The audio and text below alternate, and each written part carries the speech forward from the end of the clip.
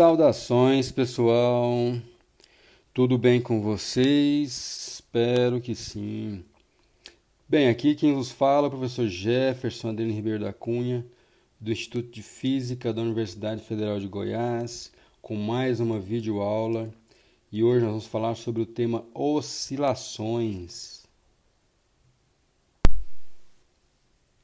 Nessa videoaula vamos falar sobre esses tópicos todos que estão listados aqui, a respeito de oscilações. Nós vamos falar sobre movimento harmônico simples, vamos definir o que é um movimento harmônico simples e dar alguns exemplos.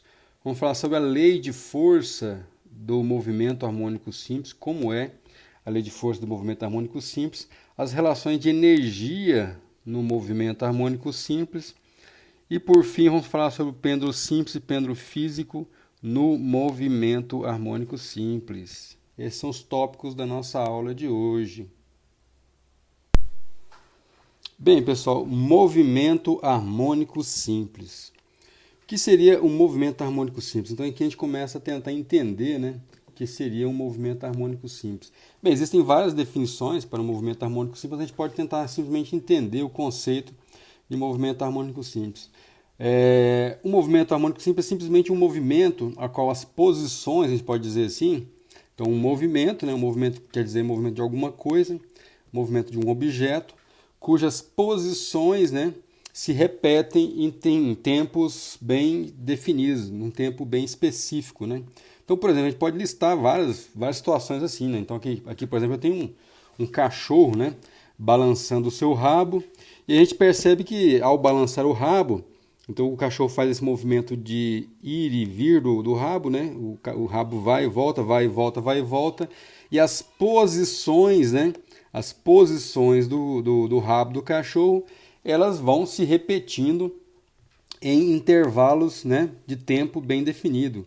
Posteriormente a gente chama assim, intervalo de tempo, intervalo em que o rabo vai e volta, então ele foi, depois voltou, a gente chama esse intervalo aí de um período, então ele estava numa posição extrema, foi até uma outra posição extrema também, e voltou para a posição inicial, então a gente chama isso aí de período. Outro exemplo interessante é quando, por exemplo, um beija-flor, o beija-flor está naquela situação estática no ar, balançando as suas asinhas, então esse ir e vir das asinhas do beija-flor caracteriza também para a gente esse fenômeno de movimento harmônico simples. Claro que ele não fica ali repetindo essas posições indefinidamente, Claro, mas em um determinado intervalo ali de contagem de tempo, a gente percebe que o beija-flor ele fica indo e vindo com as asinhas, E as posições da asa, elas ficam se repetindo, em um intervalo de tempo bem definido. A oscilação também dos planetas no nosso sistema solar, a gente pode dizer que também tem essa característica, Então, se a gente observar num plano aqui, no plano das órbitas, então as posições dos planetas, a posição aqui desse planeta vai, depois ele volta de novo à posição que estava antes. Então, são posições, certo? No espaço, que se repetem em tempos bem definidos também, certo? Então é a maneira que a gente pode compreender um movimento harmônico simples.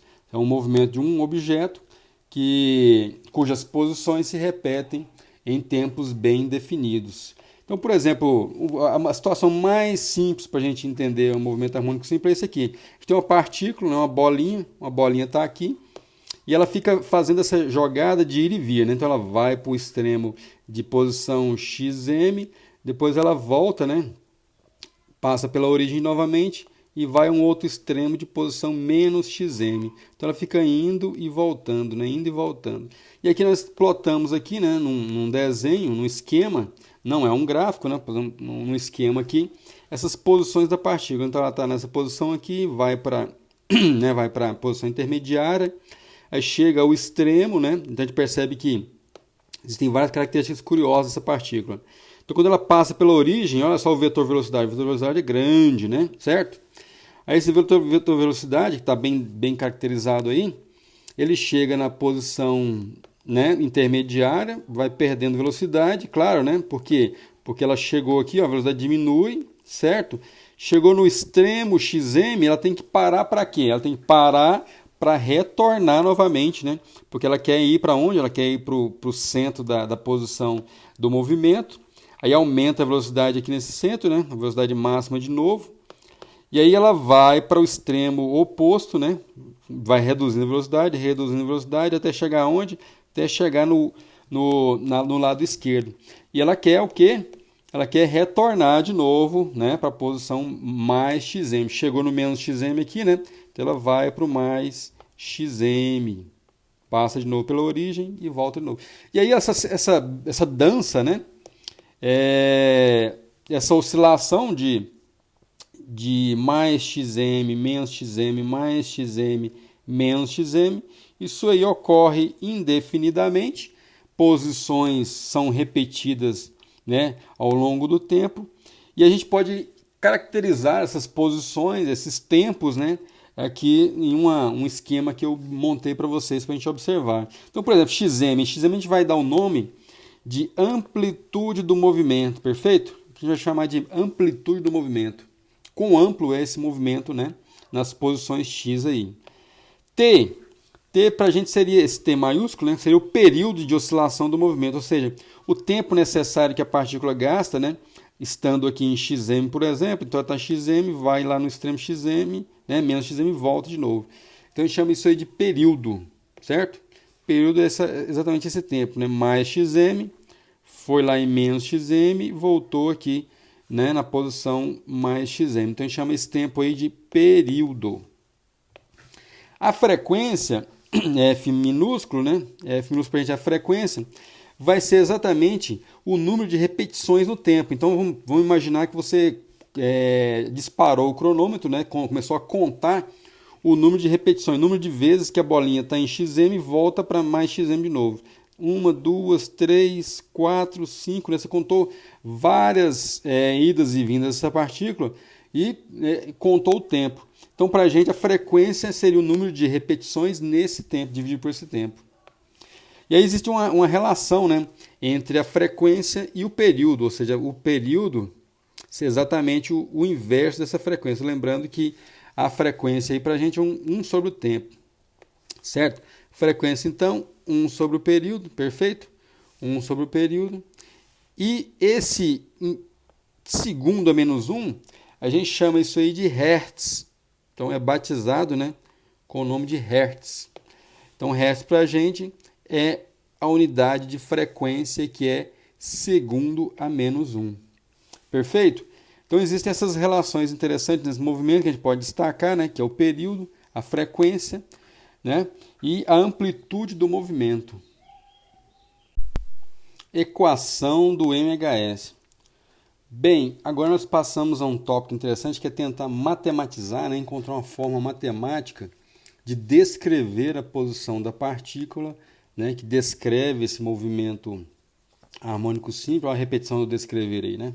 Então a gente vai tentar encontrar uma equação que se ajusta, né, melhor a posição em função do tempo, né, dessa partículazinha que fica, né, indo e voltando, indo e voltando. Então, pelo meu desenho aí, vocês observaram que a gente já tem uma ideia de como que seja isso, né? Então, imagine que aqui a gente tem o eixo, né, do tempo correndo, e aqui o eixo x, olha só, das posições da partícula. Então, a gente pode escrever aqui que é x e aqui o tempo. Aí já fica caracterizado para a gente que essas posições x que estão na vertical, né, vão evoluir ao longo do tempo exatamente como está nesse desenho. Então, se a gente observar, a partícula faz exatamente esse movimento. Então, ela vai para cima, desce, depois sobe novamente. Isso dá a entender para a gente, né? Podia ser outra função matemática também, mas já tem uma cara aí de um cosseno, né? A gente pode observar que já tem uma cara de cosseno, que é exatamente esse gráfico aqui. Então, a gente tem aqui as posições já desenhadas de maneira mais apropriada. Então, aqui a gente tem as posições extremas, mais xm, menos xm. E aqui o gráfico da posição em função do tempo, que é um cosseno, né? É uma função cosseno ajustada aí. Que tempos são esses? Então, a gente começa a marcar o tempo a partir daqui, né? Tempo t igual a zero. T igual a zero. T igual a zero, a posição lá, ó, é máxima. A gente sabe que o cosseno se ajusta perfeitamente é essa situação, né? Se o tempo t é igual a zero, o x, né, do cosseno, cosseno de zero dá 1, né? Então a gente pode ter a amplitude, né, multiplicada pelo cosseno aqui, se ajustando direitinho. E aí a gente vai parametrizar essas posições em termos exatamente do período, percebe? Ó, T0, né? 0, olha lá, a posição da partícula está no extremo máximo. Extremo máximo xm, certo? A posição da partícula passou pela origem, 0. Foi lá para o menos xm. Olha, tá voltando, voltou. Qual que é o tempo que passou? Olha lá. T, então transcorreu de 0, né? Aqui da posição em T igual a 0 até a posição mais xm novamente, né? Transcorreu um tempo T, que é o tempo que a gente chama de período. Então, a função, né, horária, né, a equação que descreve com certa precisão isso aí é justamente essa aqui, ó, que é a função cosseno. Então, aqui a gente colocou de maneira mais generalizada. Então, a posição x de t da partícula vai ser o xm, certo? Cosseno de ômega t, que eu vou falar aqui esse ômega daqui a pouco, mais um ângulo de fase φ. Professor, para que esse φ aí?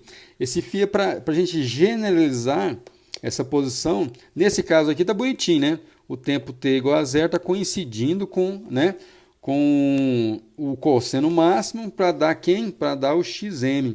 Mas pode ser que não seja assim, né? Pode ser que em t igual a zero a partícula não está, né? Não está na posição máxima. Pode ser que ela esteja um pouco antes, né? Pode ser que esteja um pouco antes, ou pode ser que esteja até começando aqui, né? Na origem, em t igual a zero. Então, para generalizar, a gente introduz esse φ aí que eu vou falar para vocês daqui a pouco o que é. Então, o xm, novamente, é a amplitude. Ela é medida em metros, certo? Medida em metros, a amplitude xm. Né? Para a gente é um comprimento, que é medido em metros. O ômega, que eu falei para vocês, é o ângulo de fase, é a frequência angular, que é 2π sobre t. É nada mais, nada menos do que uma parametrização em termos do nosso período t. Porque como é que vai funcionar isso aí? Então perceba lá que a gente tem ômega t dentro do cosseno, certo? Então a gente escrever aqui, ó, ômega t. Ômega t, então, esse t aqui vai ter quais valores? Vai ser t sobre 4, vai ser t sobre 2, vai ser 3t sobre 4.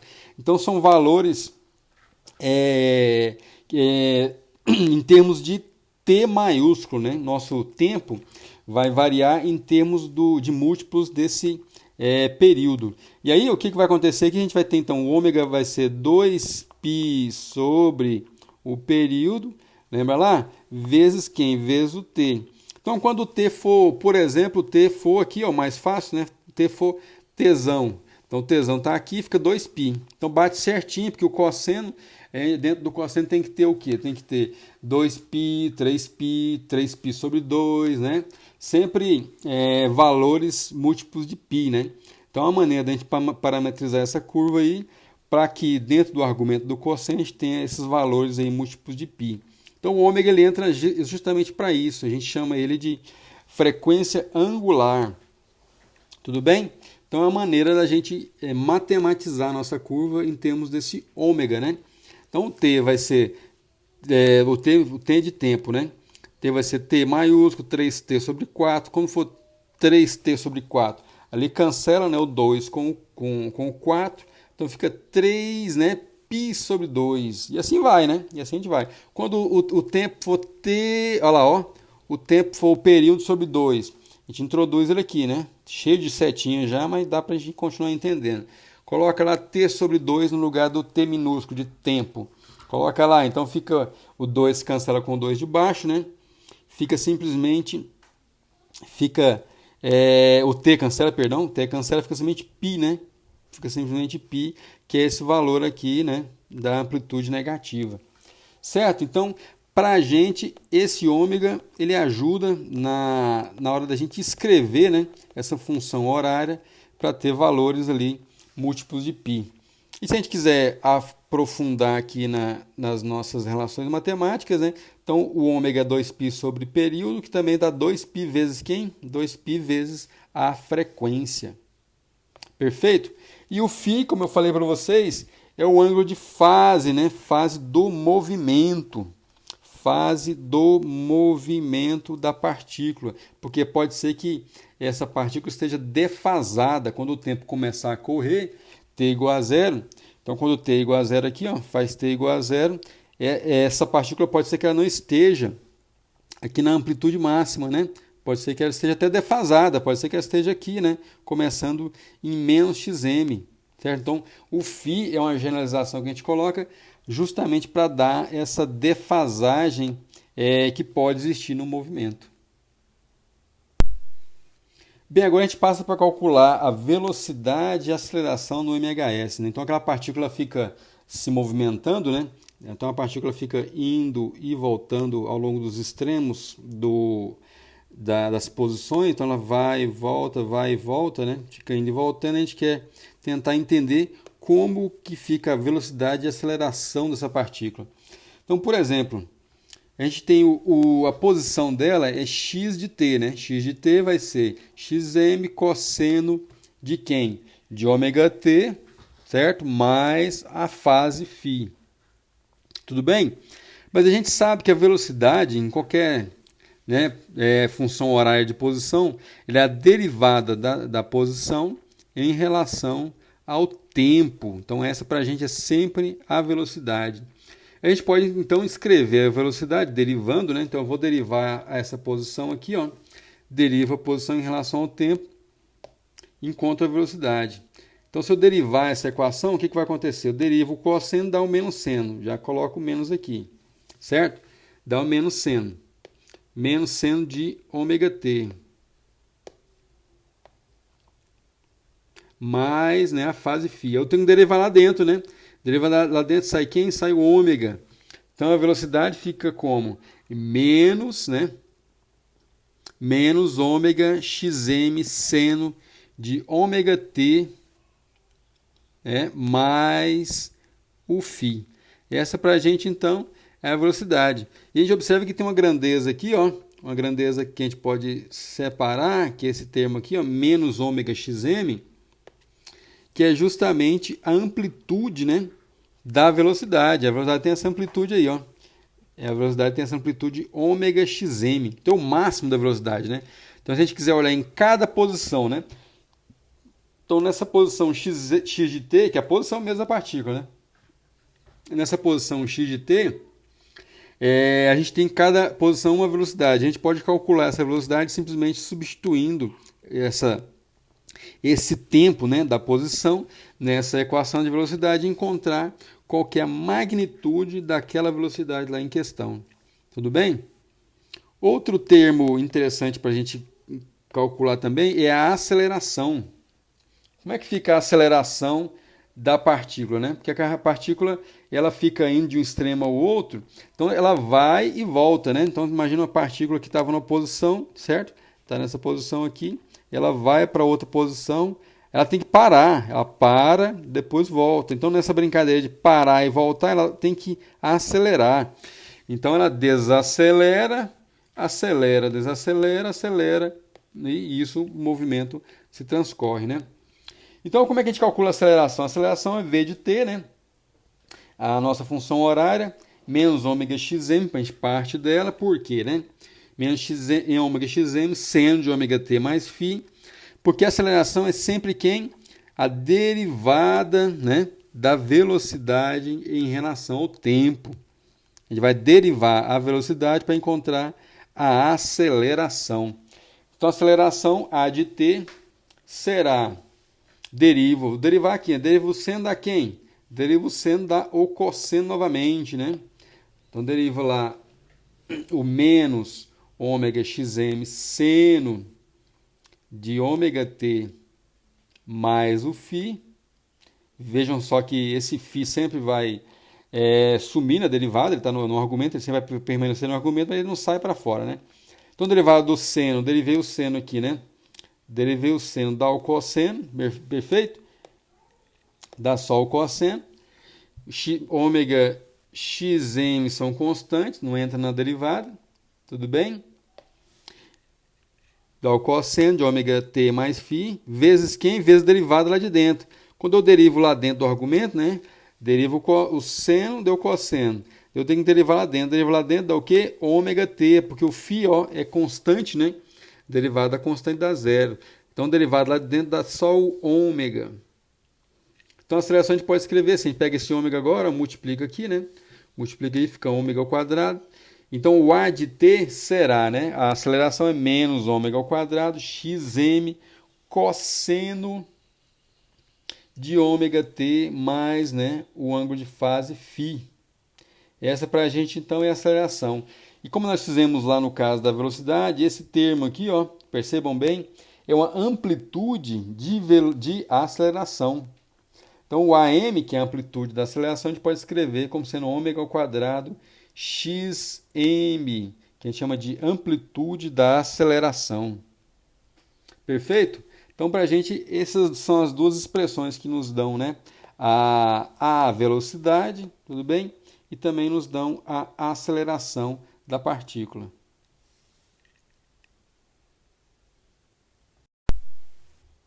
Lei de força do movimento harmônico simples. Bem, nesse tópico nós vamos tentar entender como é que é a relação entre força, né? Qual tipo de força que aparece, né? Qual é a característica da força que surge nos sistemas cujo fenômeno está envolvido ali, o movimento harmônico simples, que se caracterizam, né, como movimento harmônico simples, que a gente vai tentar entender aqui. Então, para entender isso, nós vamos recorrer a um modelinho já bem conhecido de todos vocês. Então, eu reapresento a vocês aqui, ó, okay? O nosso bloco preso numa mola. Né? Então, esse bloquinho preso na mola é parecido com o verbo to be lá em inglês. Né? Vira e mexe, ele aparece, né, nas nossas vidas. Ele vai aparecer aqui de novo. Já estudou o bloquinho preso numa mola em Física 1, vamos estudar de novo aqui. E aqui vai ser muito importante também. Por quê? Porque esse bloquinho, como vocês já viram lá em Física 1, ele tem essa característica, né? Que ele vai por um lado e para o outro, né? Passa aqui pela posição zero e fica nessa dança aí de ir para um extremo, voltar no outro extremo. Ele fica indo e voltando indefinidamente, né? Fica indo e voltando indefinidamente. E a gente vai tentar entender como é que fica, nesse modelo mais simples aqui, essa relação de como é que é a característica da força, né?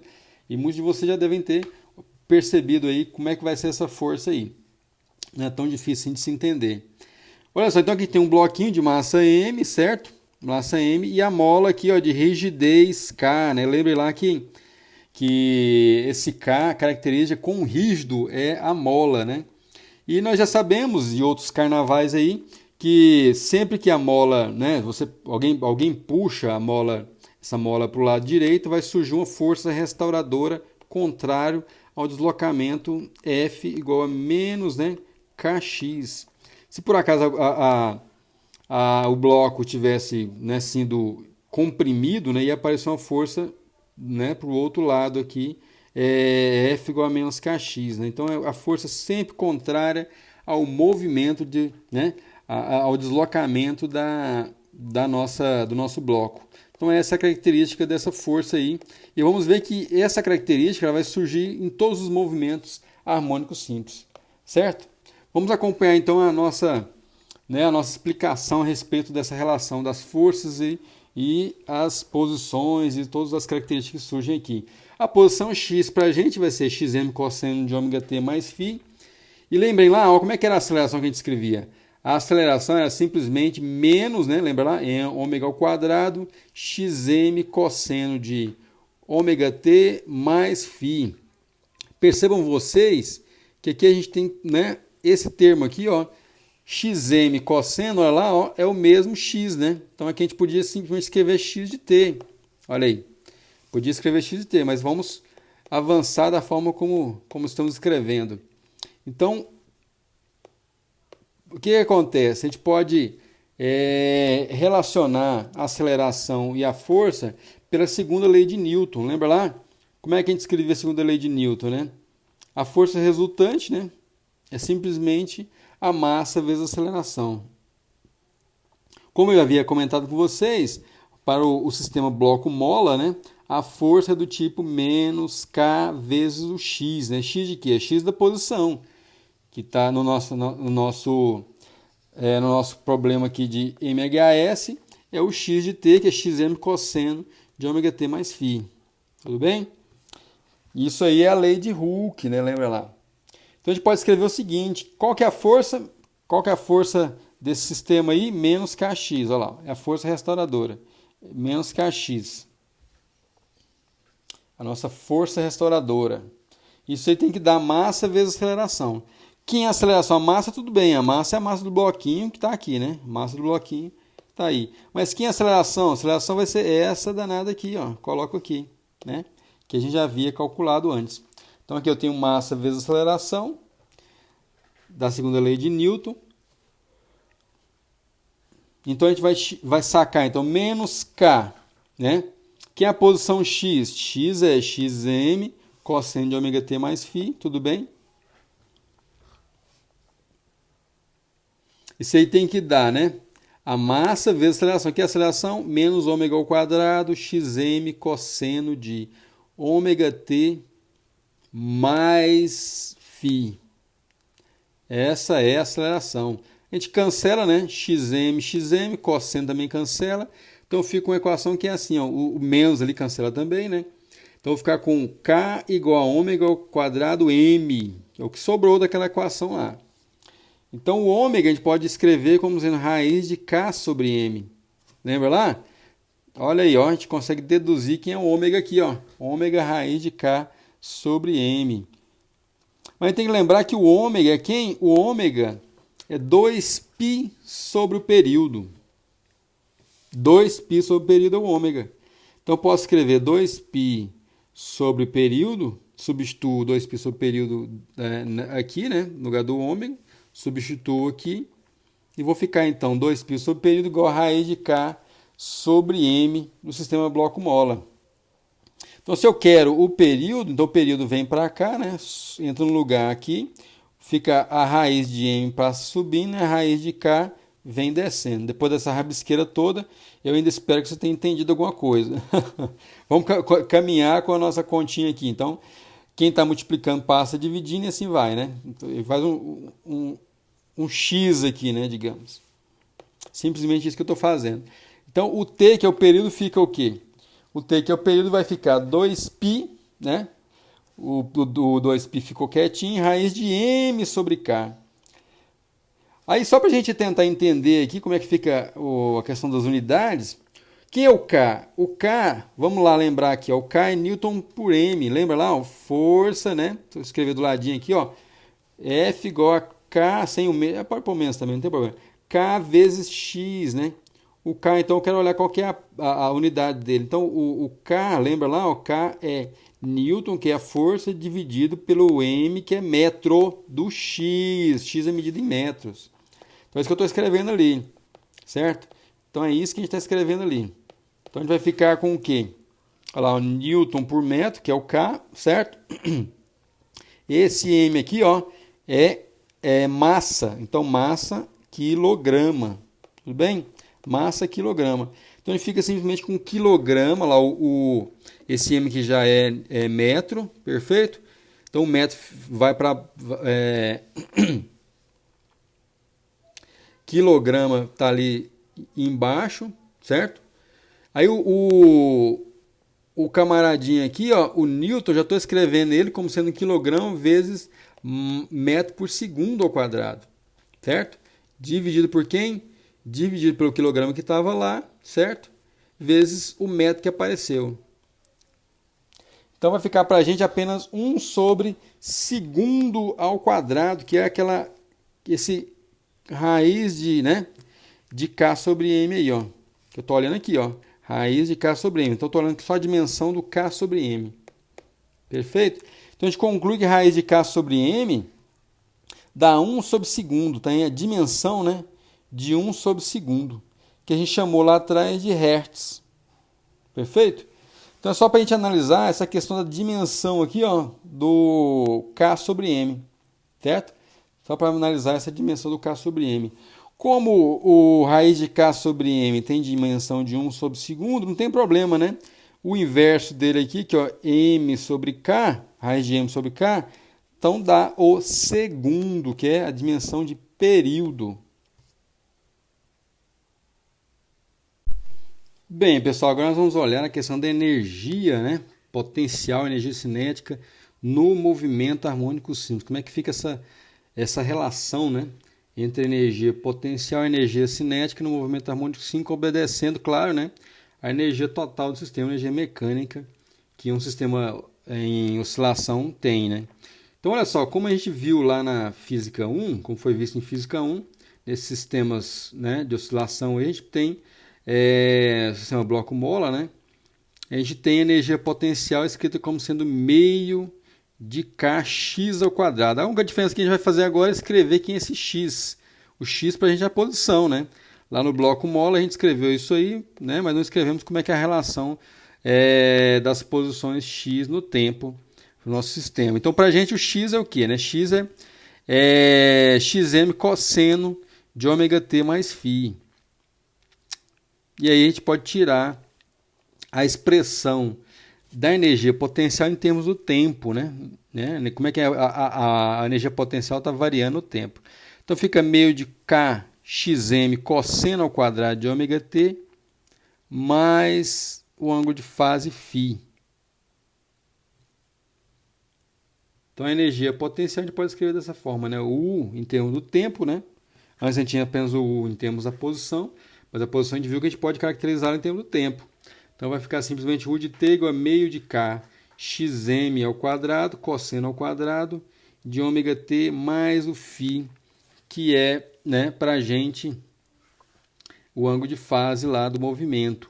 E esse meio de kxm, olha lá, ó, meio de kxm é o termo que está multiplicando o cosseno. Ou seja, quando o cosseno for 1, ou seja, o argumento for 0, né, a gente tem o máximo lá da nossa energia, e esse meio de kxm é a amplitude do movimento, né?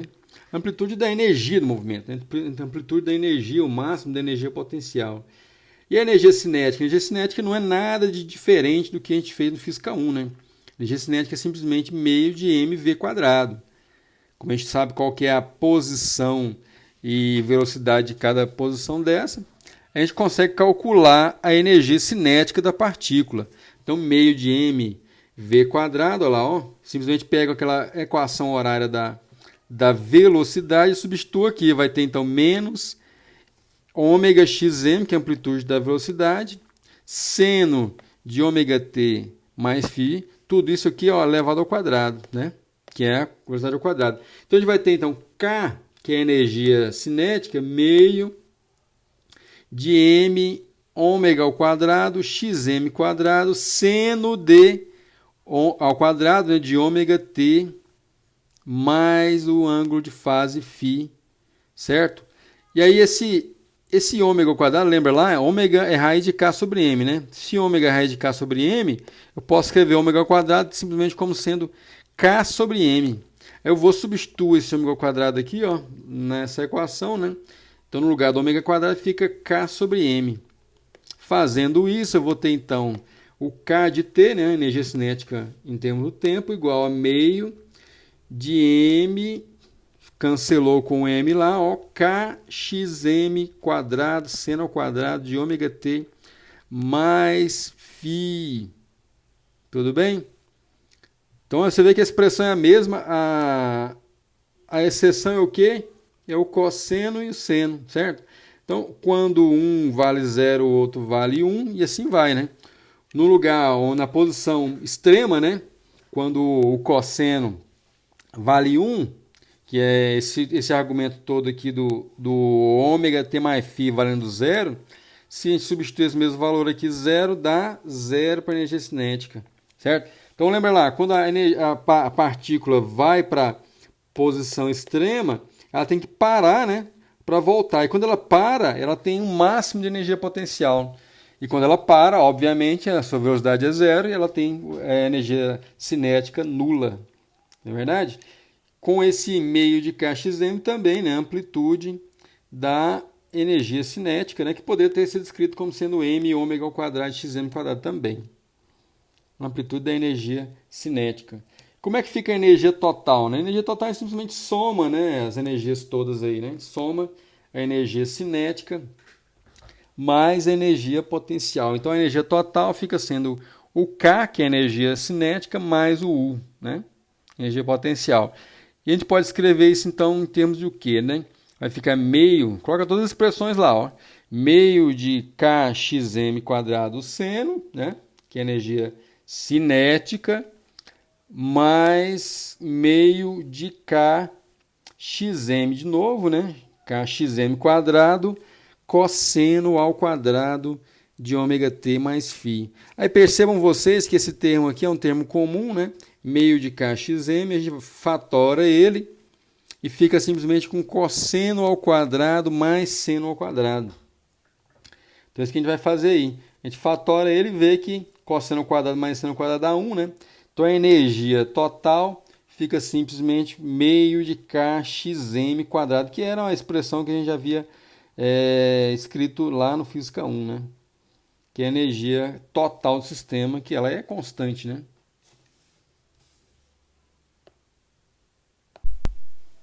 É importante a gente plotar o gráfico, né? Tanto da energia potencial quanto da energia cinética e ver como é que essas duas grandezas estão se relacionando aqui ao longo do tempo, né? Então observem aqui o gráfico que a gente tem na horizontal aqui, né? O máximo da energia, que é a energia total, que é a soma da energia potencial com a energia cinética, tudo bem?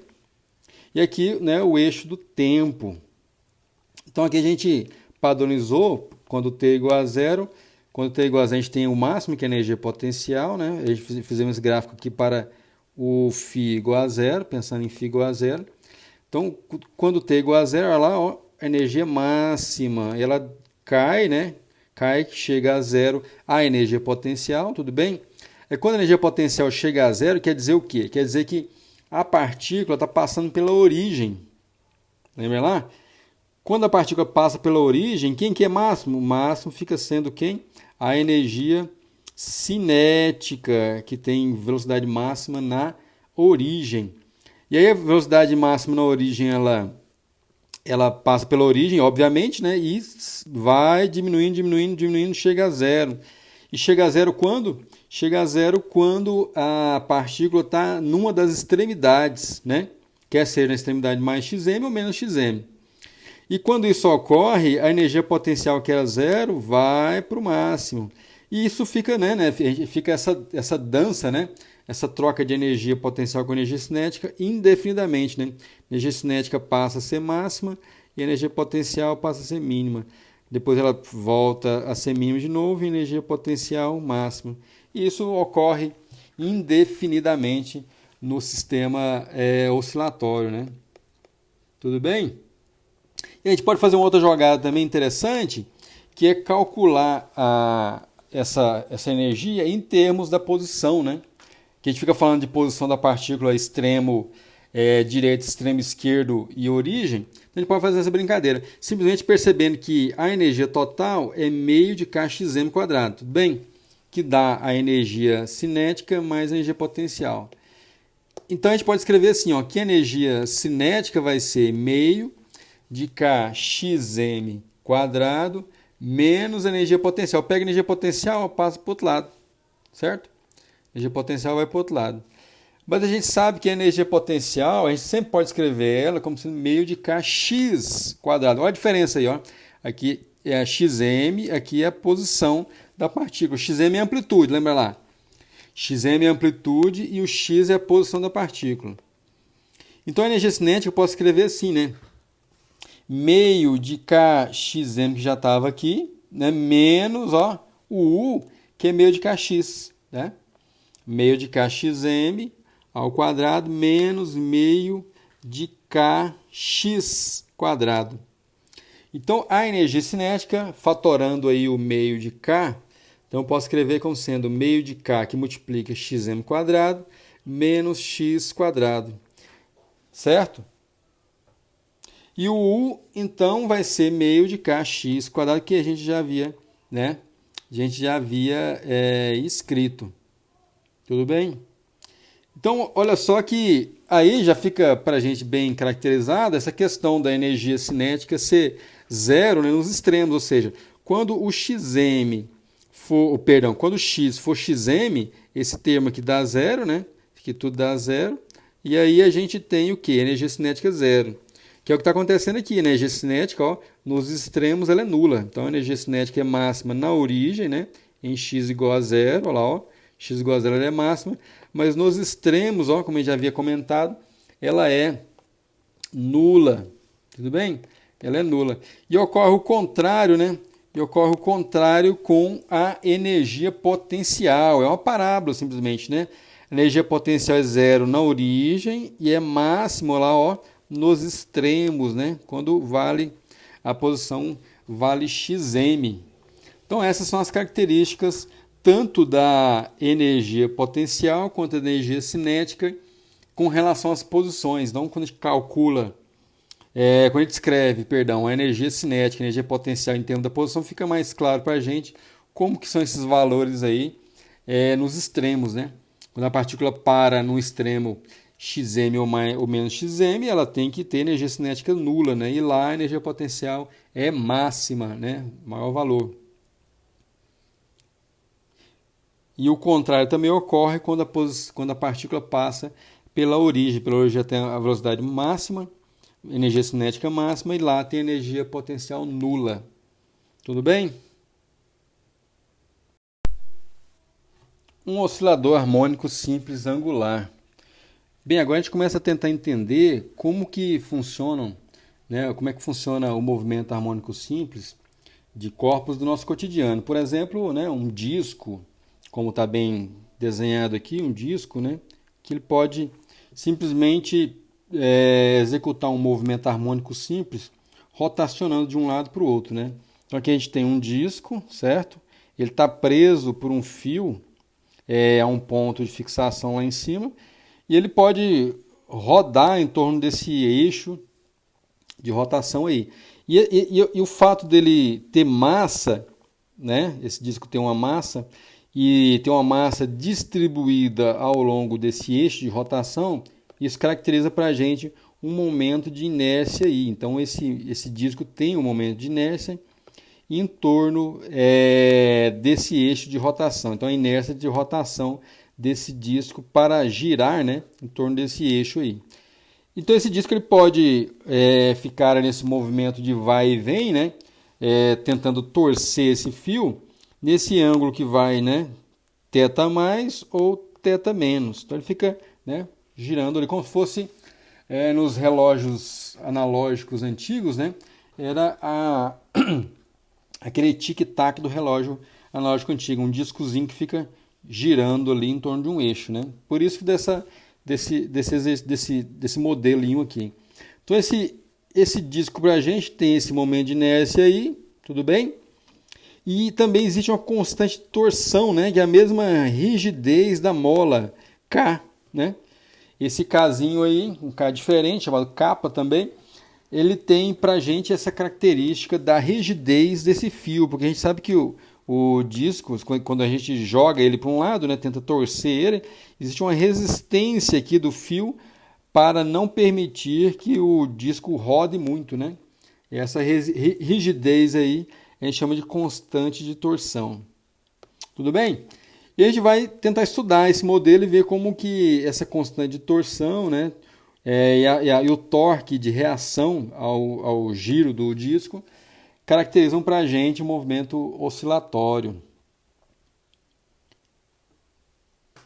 Então, para um ângulo de abertura desse disco aí, θ, então se a gente puxar, né, o disco de um ângulo θ, vai abrir esse ângulo θ, vai surgir um torque, né, de restauração, um torque contrário, né, devido àquele fio de constante torção K, e esse torque é simplesmente menos K vezes o ângulo, né?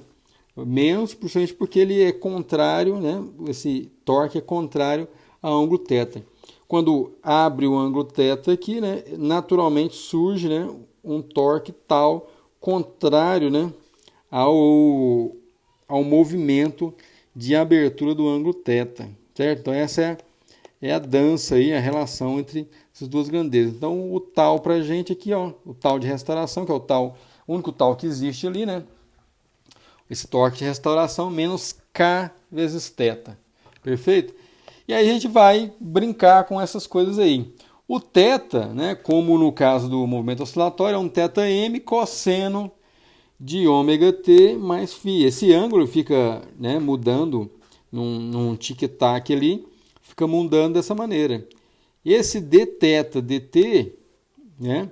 Então veja bem, o θ é simplesmente as posições angulares. Essas posições angulares vão variar de acordo com a amplitude angular, de acordo com essa função horária cosseno.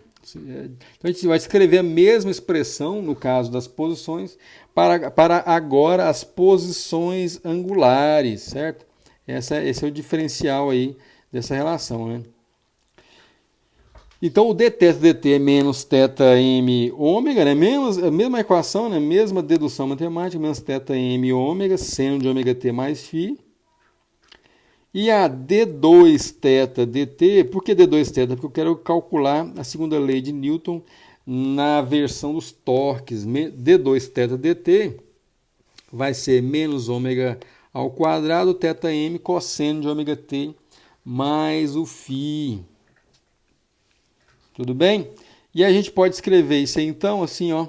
Vou escrever nessa relação d2θ da seguinte forma para poder facilitar aí a nossa vida. d2θ, então, vai ser simplesmente menos ômega ao quadrado θ. Por quê? Porque θm vezes o cosseno, θm vezes o cosseno, lembra você lá, ó, é o θ de t. Então, d2θ dt2 menos ômega ao quadrado θ de t. Aí a gente pode escrever a segunda lei de Newton, né, no que diz respeito aos torques, né? Então a segunda lei de Newton para os torques, né, um torque resultante tem que dar I alfa, né, I d2θ dt2. Então, mesma coisa da segunda lei de Newton para as forças, né? O I aqui é a massa, né, inércia, momento de inércia, vezes a aceleração angular. A aceleração angular é simplesmente d2θ dt2. Quem é o torque? Torque restaurador, é o único torque que existe, menos K θ de t.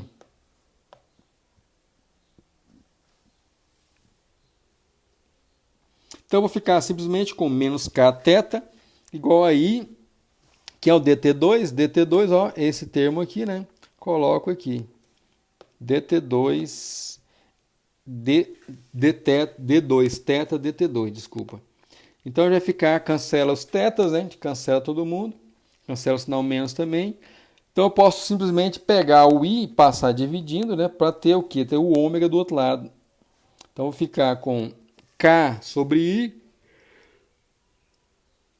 igual a ômega ao quadrado. Então ômega vai sair raiz de k sobre i. I é o momento de inércia do disco.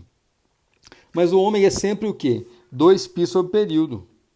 E nesse sistema nosso, o período, então, eu posso escrever como sendo 2π raiz de I sobre K, que é o período de oscilação desse nosso disco, né, de momento de inércia I e resistência, né, de torção K.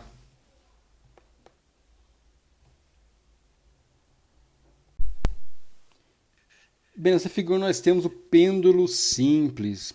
Qual que é a ideia do pêndulo simples? A gente tem aqui um fio, né? Um fio. Agora a gente não vai levar em conta nada relacionado ao fio, a não ser o seu tamanho. O fio não tem uma chamada rigidez, aqui não conta, não entra essa ideia de rigidez. Então a gente tem apenas o tamanho do fio, que é L, certo? E esse fio sustenta aqui, está preso a ele, uma bolinha de massa M. Então essa bolinha, ela executa um movimento oscilatório, né? Um MHS. Essa bolinha fica indo para lá e voltando, para lá e voltando. Fica indo e voltando, né? Indefinidamente. Então aqui a gente tem um ângulo de abertura, desenhamos aqui, ó, θ. Então pode ser um θm. Então vai θm menos θm, θm menos θm. E a gente destacou algumas coisas interessantes aqui. Por exemplo, a massa M está aqui, né? Certo? M está aqui, e aqui a tração T do fio, né? Sustentando ali a massa M, MG está aqui, certo? Esse ângulo θ é o ângulo de abertura da vertical, olha lá, ó, é o mesmo ângulo, né? Com relação à direção do fio, né? A direção do fio. E por ele que a gente pode analisar esse conjunto de forças aí que restauram, né? Tentam restaurar o movimento, né? Então, se por acaso abre θ, surge uma força, né? Que é a mg seno θ, lá, ó, mg seno θ, puxando a bolinha para baixo, né? Puxando a bolinha de volta para a sua posição, né? Baixo seria o mg, né? Que está aqui, né? Seria o mg. Então, puxa a bolinha na sua posição de início, né? Então, vai puxar a bolinha para a posição inicial. E a gente vai olhar todo esse movimento aqui em relação à perspectiva dos torques. Então, vai surgir, quando abre θ aqui, né? Quando abre um ângulo θ de T, então surge um torque restaurador na direção contrária desse movimento, um torque restaurador, que é justamente essa força vezes o braço de alavanca aqui, né? Força vezes o braço de alavanca. Essa é a análise que a gente vai fazer em termos do torque restaurador. E a gente pode fazer alguma listagem de algumas coisas interessantes aí dessa bolinha, né? Em termos do momento de inércia, a bolinha tem um momento de inércia, que é a massa distribuída em termos de um eixo de rotação, né? O momento de inércia dessa bolinha é simplesmente a massa vezes a distância até o eixo de rotação L ao quadrado. Então a bolinha está rodando em torno desse eixo de rotação, né? Está rodando aqui, né? Então a distância é L. Então o momento de inércia da bolinha é ml quadrado. Para um ângulo θ, se a gente pegar um ângulo θ, certo? A abertura, né? θ, surge um torque restaurador. Um torque que vai tentar restaurar a posição da partícula. Esse torque restaurador é simplesmente o braço de alavanca, né? O R perpendicular vezes o F, ou seja, o braço de alavanca vezes a força, sendo que os dois são perpendiculares. Então tem o braço de alavanca que é o L, vezes essa força perpendicular que é mg seno de θ. Tudo bem? Então essa é a conta que a gente vai fazer aqui. Então vai ficar simplesmente L mg seno θ. Mas eu não coloquei aqui o sinal, né? Vocês veem que eu não coloquei o sinal aqui ainda. E lembrando que esse torque aí, né? Ele é contrário ao deslocamento θ. Se ele é contrário ao deslocamento, θ de T, então a gente pode escrever simplesmente que o torque será, né? Menos L mg seno de θ. O torque restaurador. Novamente, a gente vai poder escrever uma coisa que é assim, ó, o θ de T será, né, um θm, né, uma amplitude θm, cosseno de ômega t mais o ângulo de fase φ.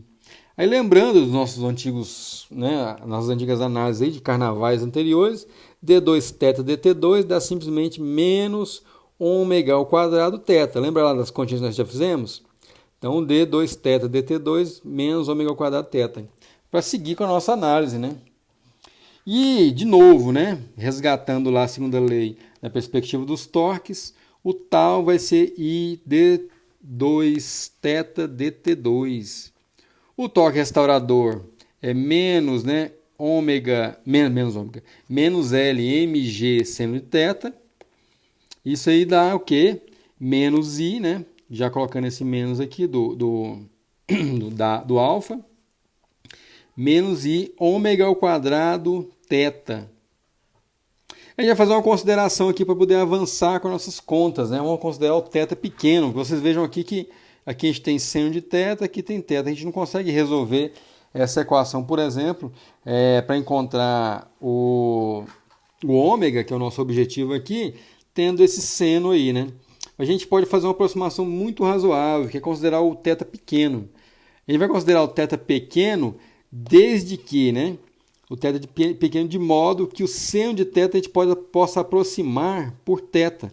Então, o θ vai ser pequeno de tal maneira que o seno seja o θ, né?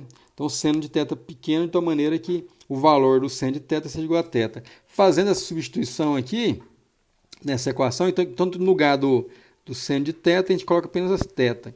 Aí esses dois θs, né, vão se cancelar, como a gente está fazendo na equação aqui de baixo, né? Então o θ aqui, ó, cancela com θ porque a gente aproximou o seno de θ por θ, beleza? E os sinais negativos aqui também já foram cancelados. Então a gente fica simplesmente com ômega igual a raiz, não? Pega o ômega aqui, né? Deixa ele quietinho, o i passa para cá dividindo, certo? Então L mg sobre i, essa vai ser o ômega, esse vai ser o ômega para a gente, né? Então ômega é simplesmente raiz de mgl, que já estava lá, né? Mgl dividido pelo momento de inércia de quem? Da bolinha presa no fio. De novo, né? Isso aí tem que dar 2π sobre t. Lembra lá que o ômega, né, é 2π sobre t. Então eu vou ficar com o período igual, né, a 2π raiz de i sobre mgl. Como o momento de inércia da bolinha lá presa no fio é esse valor aqui, né, resgatando ele, a gente vai ficar então com i igual a ml ao quadrado. E a gente pode tirar então o período, esse é o período, não é o momento de inércia. Período então 2π raiz de, se a gente colocar aqui então no lugar do i, colocar ml quadrado, um dos l's cancela, né? Fica só o l aqui em cima, e o m vai cancelar com o m de baixo, fica só raiz de l sobre g. M raiz de L sobre 2π raiz de L sobre G, que é o período de oscilação, né, do pêndulo simples.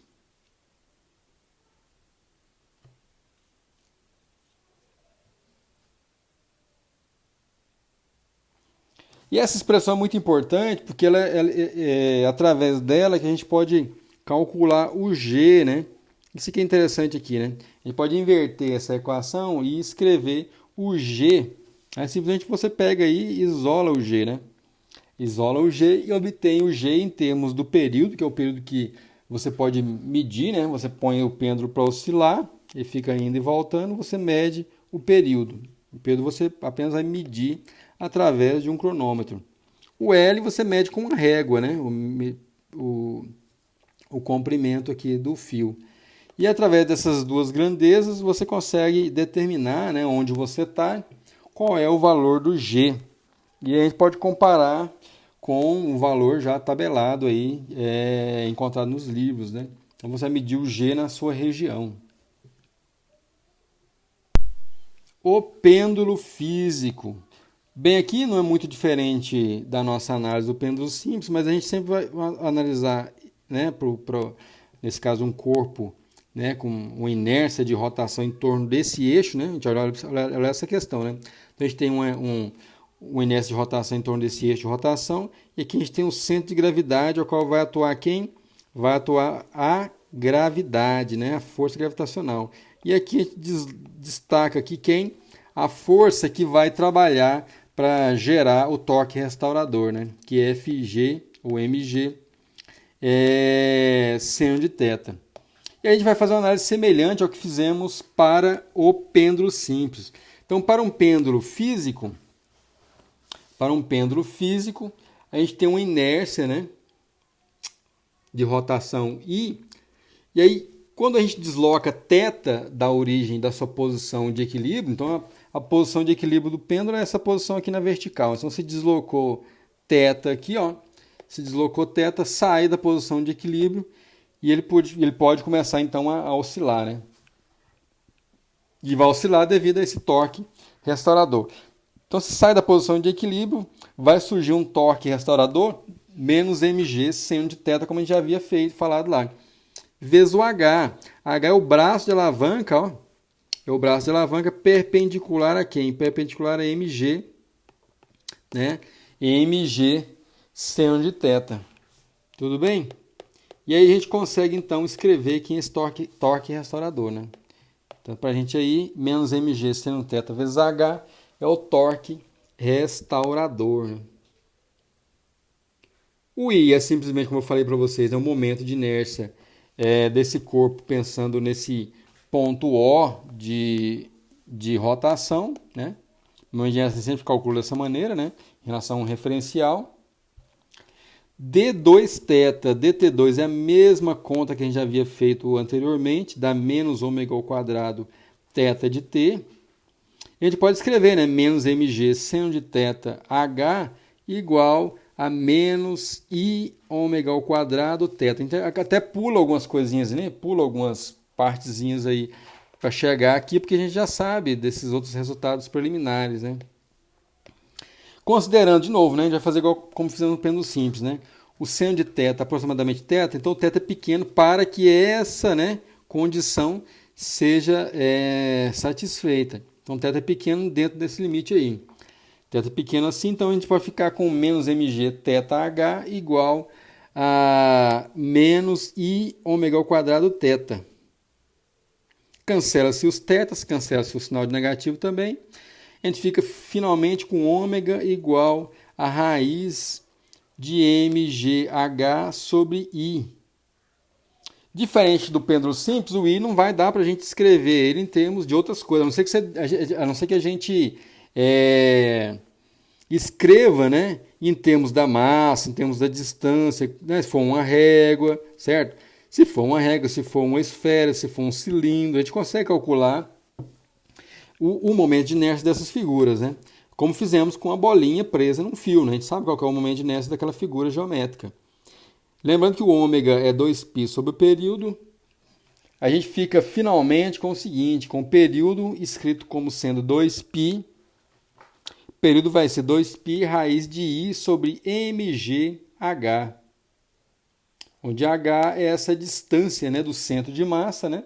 Pensando aqui no centro de massa, distância do centro de massa até o centro, né, de rotação aqui do nosso corpo genérico, essa batatona aí, com momento de inércia I.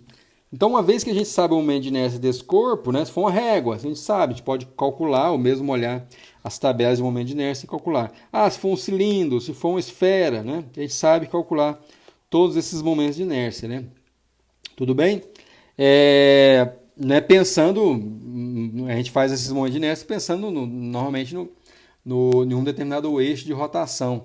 E aí a gente pode usar o teorema dos eixos paralelos para encontrar em relação ao outro eixo. E lembrando aí que aqui eu tenho o período, né? Caso eu queira encontrar a aceleração, por exemplo, inverto essa equação e acho a aceleração da gravidade pensando num objeto oscilando aí, né? Então essa para a gente é a forma do período do pêndulo físico, certo? Essa é a dedução que a gente pode apresentar do período, né, de oscilação de um pêndulo físico, um objeto lá que tem uma massa distribuída, e a gente pode calcular o período de oscilação desse objeto aí. Bem, pessoal, como nós vimos nessa videoaula, a gente pode fazer uma síntese, né, das coisas analisadas até o presente momento. A gente observou que o movimento harmônico simples, né, surge em vários exemplos da natureza, né, até desde de movimento oscilatório de um rabo de um cachorro balançando, asas de um beija-flor, até o movimento oscilatório dos planetas, né, no sistema solar, por exemplo. E a gente conseguiu encontrar grandezas, né, conseguimos, de certa forma, isolar, né, variáveis aqui, que são a amplitude, período, frequência desses movimentos, né, no movimento harmônico simples. A gente conseguiu, principalmente, uma coisa importante de se frisar aí, que é a descrição matemática, né, do movimento harmônico simples, né? E sempre vai escrever como sendo xm cosseno de ômega t mais φ. Isso é extremamente importante de se salientar. Depois nós também encontramos a velocidade e a aceleração de uma partícula no movimento harmônico simples. Voltamos, né? Fizemos a releitura através da lei de força daquele probleminha do bloco-mola que acompanha a gente lá desde o Física 1. E encontramos como é que fica a relação entre a constante de mola, né, K, a massa do bloquinho, para a gente tentar encontrar o ômega, né, que é a frequência angular do nosso corpo, né? Isso é extremamente importante ser observado. Lembrando aí que K sobre M, raiz de K sobre M, perdão, tem dimensão de segundo. Isso é muito importante. Posteriormente, a gente viu como é que fica essa dança aí entre energia potencial e energia cinética. Vimos que essa dança tem que sempre observar a quantidade de energia total que é constante, né, no sistema. E fizemos também uma brincadeira aí que é tentar escrever essa energia potencial e cinética em termos da posição, né? Tanto a energia potencial quanto a energia cinética escrevendo em termos da posição. E posteriormente nós passamos a analisar o um oscilador harmônico simples angular. E vimos aí que o período de oscilação, ó, depende da inércia do corpo, né, e da rigidez, né, da torção daquele fio que segura o nosso objeto de inércia aí. Depois analisamos o problema do oscilador harmônico simples, né, essas duas figurinhas aqui. E olha aí de novo, ó, surge o período, né, em termos do comprimento do fio e em termos do G. E vimos que dá para a gente calcular o G através dessa expressãozinha aí. E depois, finalmente, o pêndulo físico, né? Nós estudamos o pêndulo físico e vimos que a gente consegue uma expressão muito interessante aí do período em termos do momento de inércia, né? E a distância aqui, ó, a distância do centro, né, de gravidade e o eixo de rotação desse corpo. Então é isso aí, gente. Essa é a nossa videoaula sobre o movimento oscilatório, né? Sobre as oscilações.